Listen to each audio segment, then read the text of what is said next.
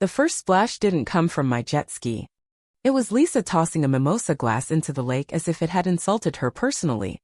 She stood on her deck, wearing a sun hat so wide it could have doubled as a UFO, and yelled that thing's unapproved.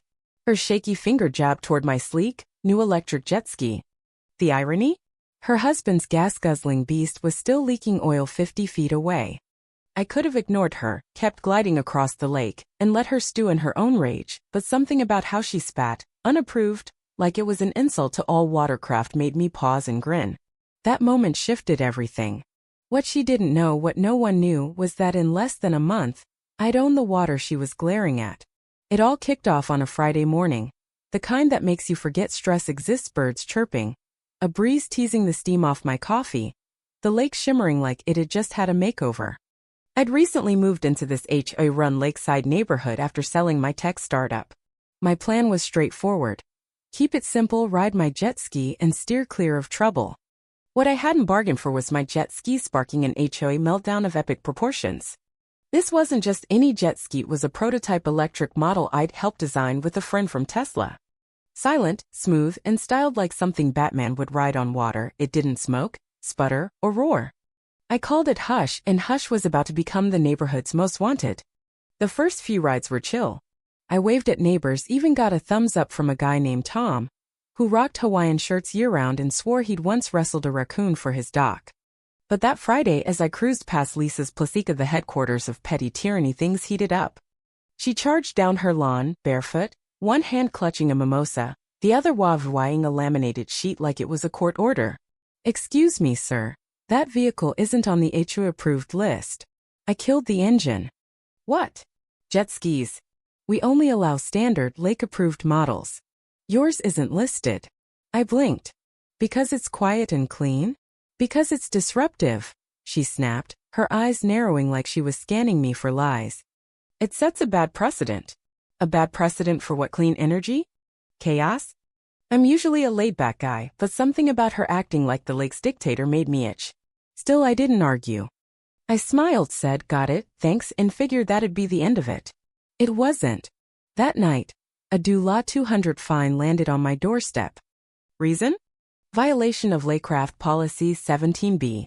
Attached was a letter signed by the HOA's Compliance Committee, though the glittery pen strokes screamed Lisa after a few drinks. I thought it was a one-time thing, a warning. So I went to the next HOA meeting, ready to explain Hush, show its specs, maybe even offer a demo ride to win over the skeptics. Instead, I walked into a scene straight out of a war crimes trial. Lisa ran the show from a folding chair throne, flanked by two guys who looked like they'd flunked out of mall cop school. They handed me a 3-page complaint: excessive wake turbulence, technological intimidation, the works. One even hinted Hush might hack the lake sensors. The what? I asked. Lake sensors, Lisa repeated like it was common knowledge. We monitor fish active tie. That's when it clicked. This wasn't about the jet ski. A little digging revealed why. Lisa's husband, Greg, ran a rental business, old, noisy, gas-powered jet skis for tourists. Hush wasn't just different. It was better, quieter, cleaner, faster, cooler. To Lisa, that spelled trouble. She didn't want rules, she wanted control. The meeting ended with a warning. Ride again and they'd escalate. That night, sipping a beer on my dock, I weighed my options. Then Tom shuffled over and dropped a bombshell. "You know the HOA doesn't own the lake, right?" I turned. "What?" "Just the land around it. The water's under separate rights. Ever look into that?" I hadn't, but I was about to. What followed was a deep dive into legal docs, surveys, and records that'd thrill any conspiracy nut.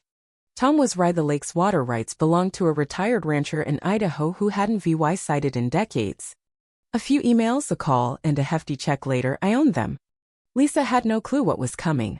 The morning after the transfer, I stood on my dock, coffee in hand, watching her pace her deck with a clipboard. I fired up Hush, cruised by her dock slow enough for her to catch my smirk, and let the wind drown out her shouts.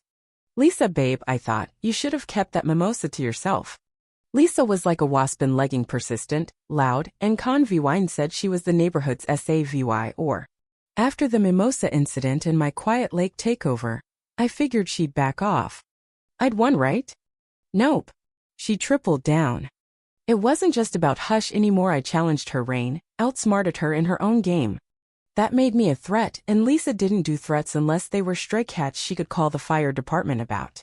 The next day, a violation notice was taped to my mailbox. My dock stain color was suddenly unharmonious. Then came a letter about excessive gatherings, for people, including family, now needed HOA approval. She even griped about my too modern music. Fleetwood Mac apparently disrupted the peace. One morning my flamingo float was gone, a note pinned to it, violates decorum standards. I nearly ordered a giant inflatable dragon but held off. Every petty move fueled my curiosity. This wasn't just control, it was protection. Chatting with neighbors over coffee, I learned Greg's little jet ski rentals were a cash-only, no-receipts side gig. A full investigation, online searches, a bit of charm confirmed it, an unlicensed, uninsured operation run from their garage. Hush threatened their racket. That explained the rules, the tantrums, the Lake Safety Act. It was about cash, not the environment. I could have exposed them then, but I waited. Something bigger was brewing. Then came the HOA's Emergency Compliance Review. A gold-trimmed letter summoned me to a special session about my persistent noncompliance. I showed up in a Hawaiian shirt and flip-flops. Lisa led the meeting, clipboard in hand, voice dripping with venom. She listed every fake violation: noise, events, social fragmentation. What's that? I asked. You've DVI dead neighbors, she said. I nearly laughed. The best part?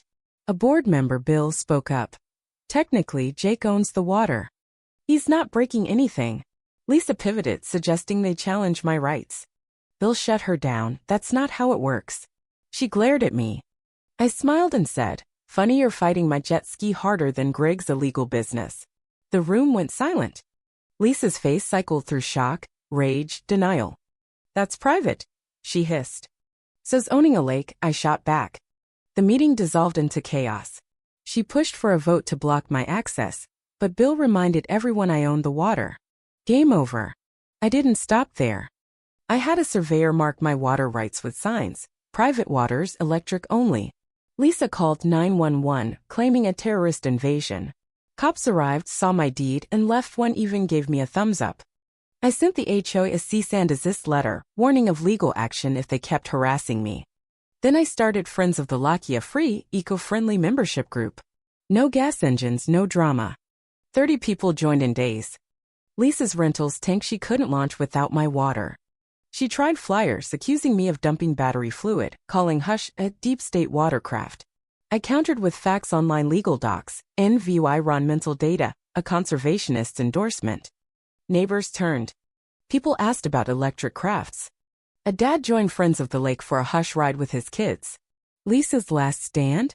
One night, she rode Greg's old jet ski onto my Lakino life jacket. No skill, just to prove a point.